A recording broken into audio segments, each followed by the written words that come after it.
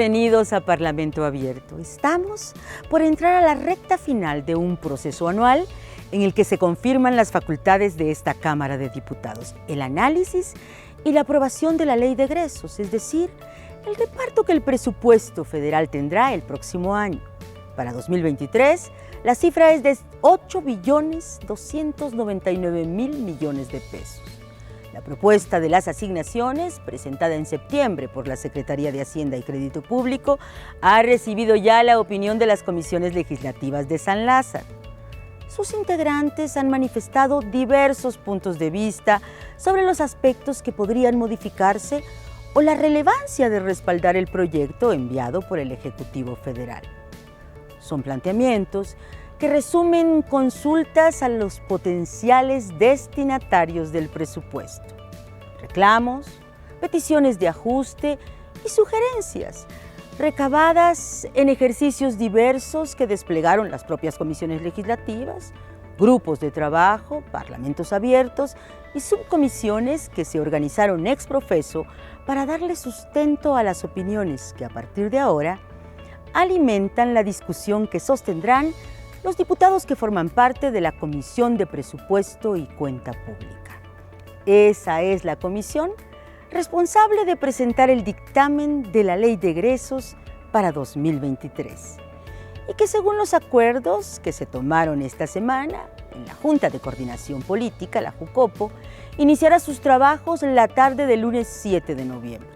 Se espera que el martes 8 la Comisión de Presupuesto y Cuenta Pública tenga listo el dictamen que subiría ese mismo día al Pleno.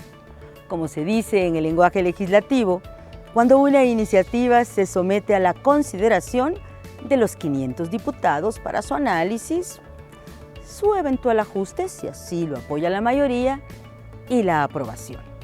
La ruta diseñada para este debate prevé que ese mismo 8 de noviembre se desahoguen la votación en lo general y se entre enseguida a los asuntos particulares, es decir, a la presentación de reservas, que son propuestas de cambio que, según el balance compartido por el presidente de la Comisión de Presupuesto y Cuenta Pública, el diputado Erasmo González Robledo, durante la fase de consulta se centraron en la suficiencia que se requiere de recursos para los subsistemas de educación media superior, los servicios de salud, los programas destinados a construir una igualdad de género, a la defensa de los derechos humanos y la seguridad municipal. Este es un asunto vinculado a la reforma constitucional que amplió a 2028 la presencia de las Fuerzas Armadas en tareas de la Guardia Nacional, bajo el compromiso de canalizar fondos al fortalecimiento de las policías locales. La presentación en tribuna de las denominadas reservas podría prolongarse el resto de la semana, teniendo como límite, eso sí, el 15 de noviembre, fecha en que el Pleno de los Diputados deberá cumplir con la obligación de ley, aprobar el presupuesto que habrá de ejercerse en 2023. En la sesión ordinaria del 3 de noviembre, las y los diputados aprobaron diversos dictámenes relacionados con la paridad de género en instituciones de turismo, con la vivienda, la atención a la niñez cuando la madre está privada de la libertad y una reforma al Código Nacional de Procedimientos Penales que salió adelante por unanimidad. Enviado al Senado para que continúe el proceso legislativo, este dictamen crea el Sistema Único de Carpetas de Investigación. El propósito: contar con un protocolo compartido por las 32 entidades federativas para la integración de estas carpetas que actualmente se caracterizan por sus deficiencias.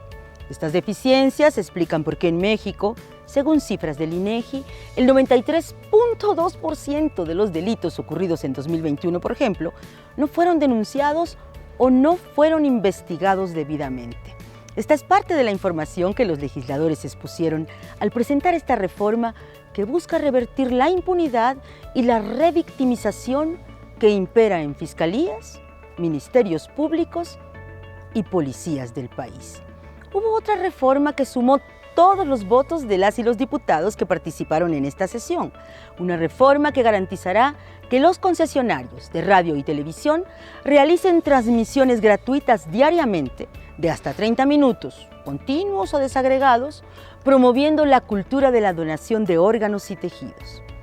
Enviado a los senadores para conseguir su visto bueno, este dictamen modifica 2 artículos de la Ley Federal de Telecomunicaciones y Radiodifusión, reconociendo la urgencia de impulsar aquí medidas que disminuyan la lista de espera de trasplantes en México, que asciende cada año a 20,000 personas.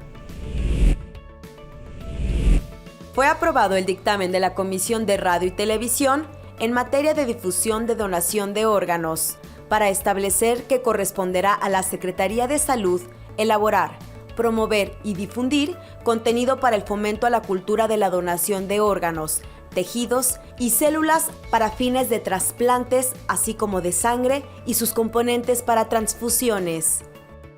Al fundamentar el dictamen, el diputado Luis Alberto Mendoza Acevedo señaló que en 2021 el Instituto Mexicano del Seguro Social realizó 1,791 trasplantes, 200% más que en 2020, cuando estalló la pandemia, lo que muestra la importancia del tema. La necesidad de un trasplante no distingue entre edad ni género. Tan solo en el Centro Nacional de Trasplantes, más de 22,000 pacientes están en espera de un órgano o tejido. La mayor demanda corresponde a riñones y córneas. Cada año desde esta Cámara se realizan foros y eventos relativos a la importancia de la cultura de la donación. Incluso se conmemora el Día Mundial del Trasplante de Órganos y Tejidos el 27 de febrero. Sabemos que aún falta mucho por hacer y otras leyes por modificar. Por eso, desde la Comisión de Radio y Televisión, buscamos aportar desde nuestro ámbito la competencia para que la radio y la televisión ayuden a fomentar esta cultura en materia de salud. El diputado Alejandro Carvajal Hidalgo, promovente de la iniciativa, aclaró que con la llegada del COVID se detuvo el registro de donadores, por lo que al mes de octubre pasado se tiene una lista de espera de 20,000 personas, la mayoría de escasos recursos, y por ello es importante promover en la población su inscripción. La donación es un acto altruista e indispensable para salvar las vidas de los seres humanos. Sociedad que fomenta la donación de órganos es una sociedad en la que impera el derecho, la protección a la salud y la protección a la vida. Afortunadamente, uno de los mayores obstáculos para el trasplante de órganos y tejidos en México es lograr que las personas se registren para convertirse en donantes. Hay tabús religiosos, tabús también por falta de educación. El diputado Ángel Miguel Rodríguez Torres presentó una reserva al dictamen que fue aceptada y aprobada por el Pleno. Al respecto externó lo siguiente. Es importante crear una cultura de la donación y la forma de ayudar es animando a nuestras familias, a nuestros conocidos, que también lo hagan. Y qué mejor que impulsar la participación de los medios de comunicación en las acciones en favor de la cultura de la donación de órganos. Y a través de estos medios evitar mitos y desconocimientos de la población sobre el tema de la donación de trasplantes de órganos.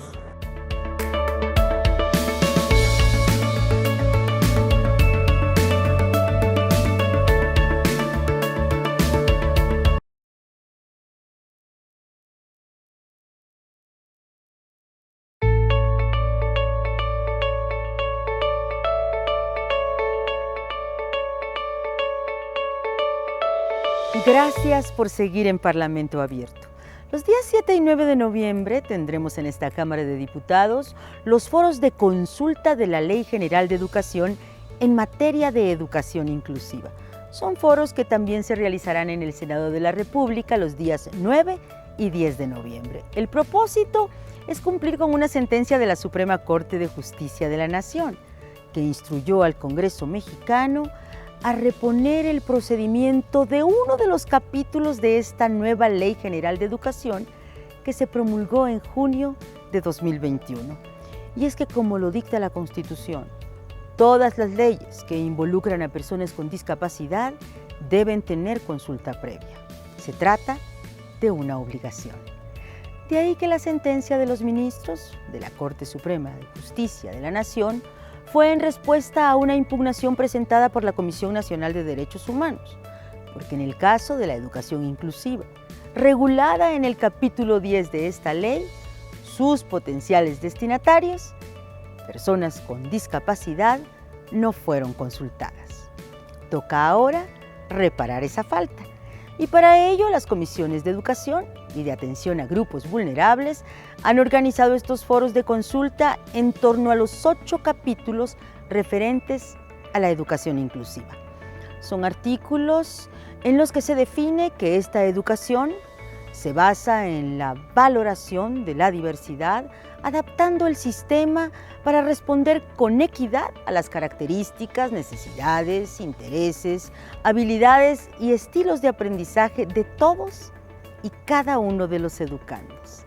Y son artículos que también establecen claramente que el Estado mexicano debe asegurar la educación inclusiva en todos los tipos y en todos los niveles, por lo que tendrá que proporcionar a las personas con discapacidad la posibilidad de aprender y desarrollar habilidades para la vida que favorezcan su inclusión laboral.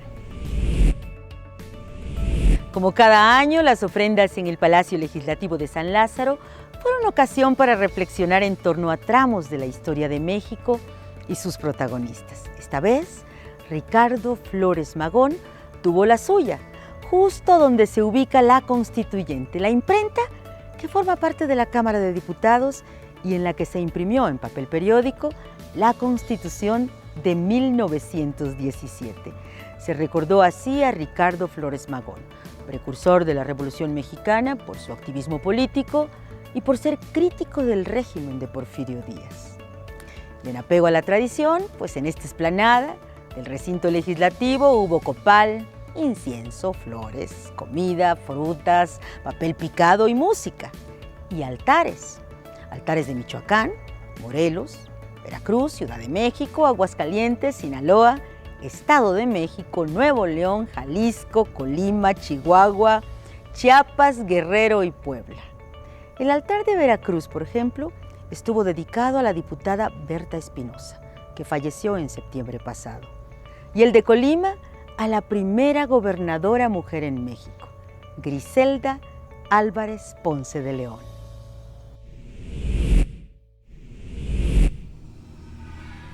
Desde el México antiguo, nuestros pueblos veneran el paso a la otra vida con un ritual que permite el regreso de las almas a la tierra. Por ello, la muerte no representa sufrimiento. Los muertos que van a la tierra contribuyen al reinicio de la vida.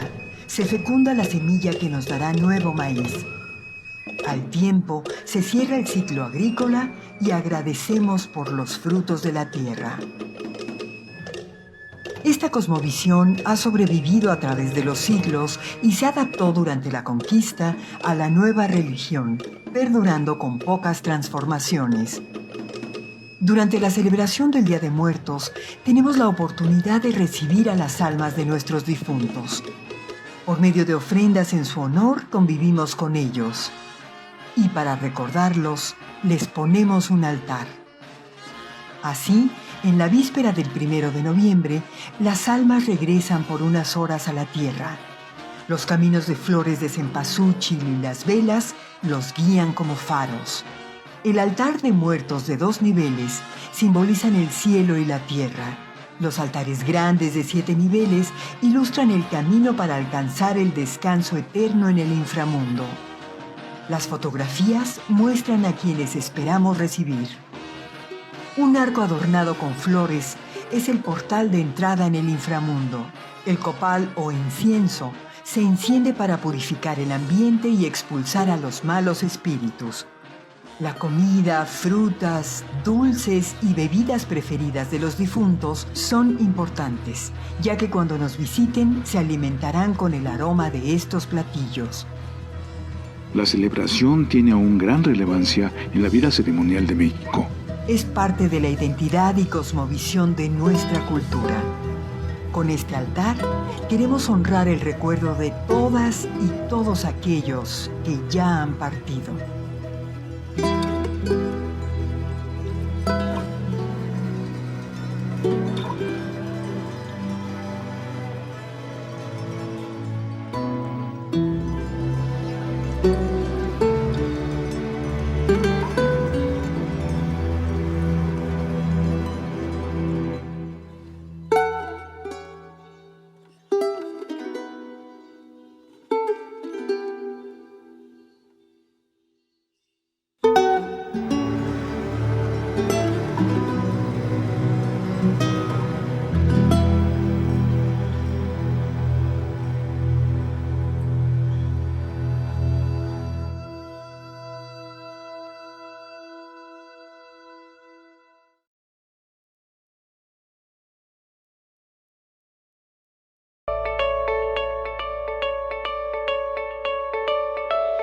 Gracias por seguir con nosotros.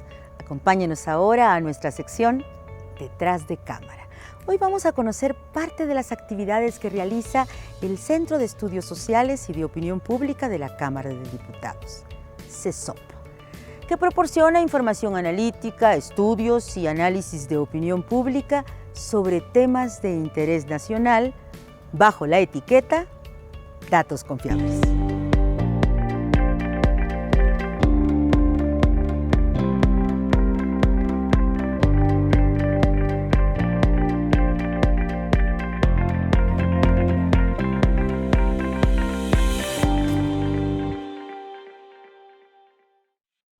Bienvenidos a una emisión más de Detrás de Cámara. El día de hoy nos encontramos con Jasuba, que es la encargada del despacho de la Dirección General del Centro de Estudios Sociales y de Opinión Pública.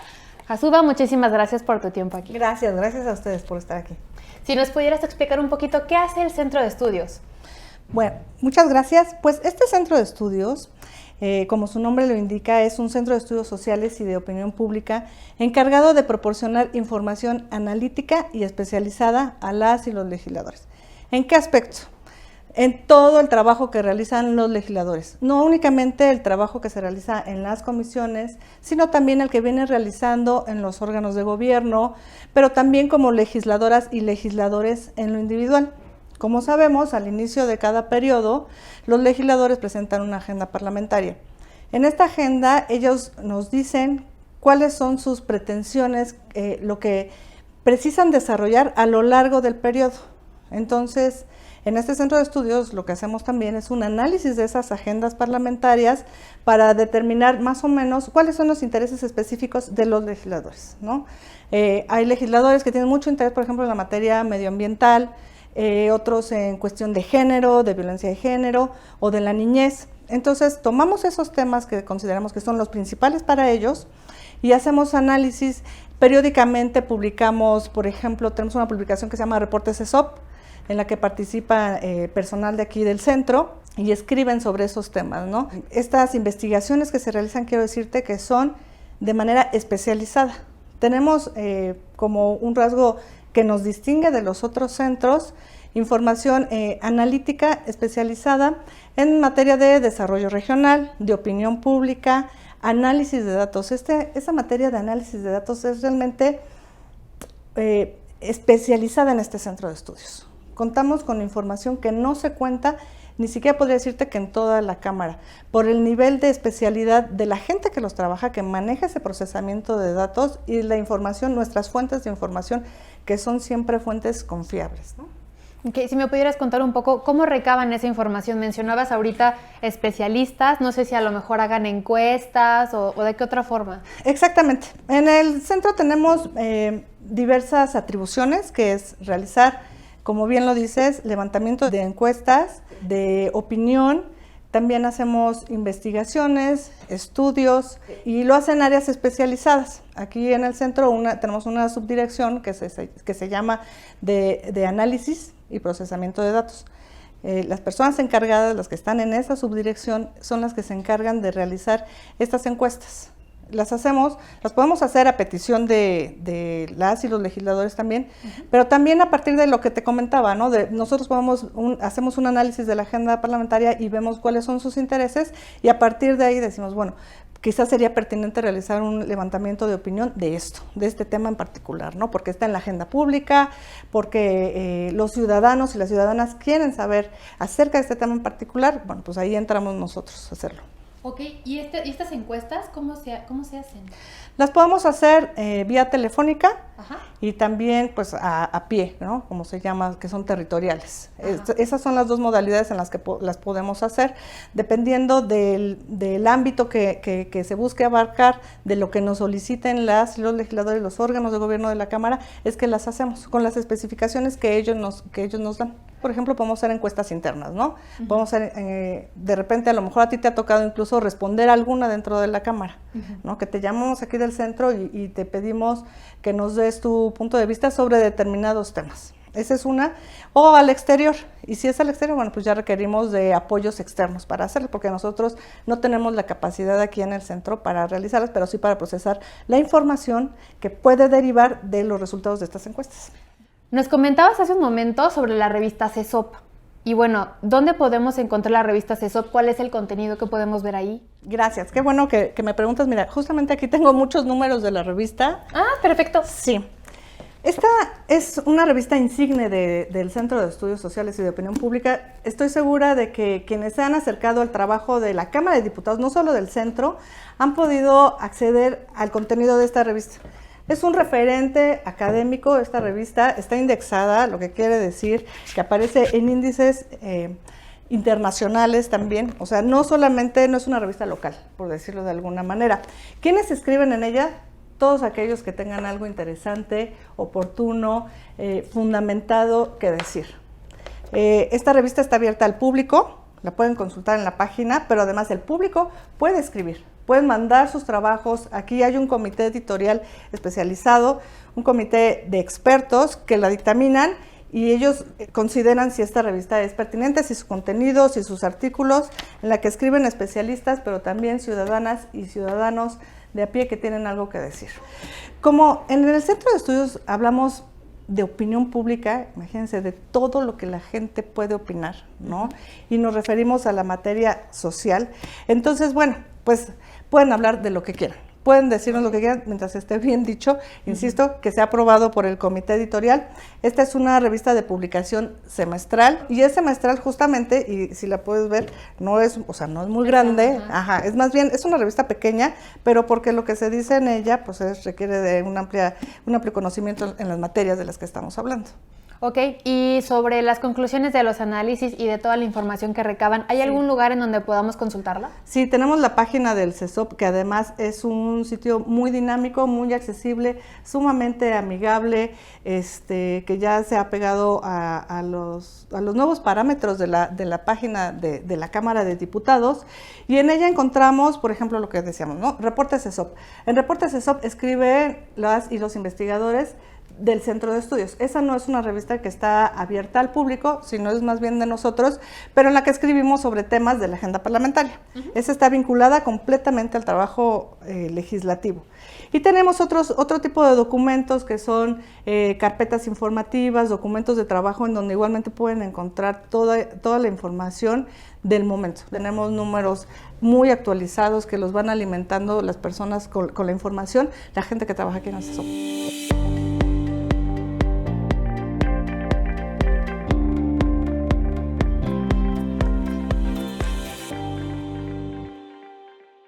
Hasta aquí nuestra emisión de esta semana de Parlamento Abierto.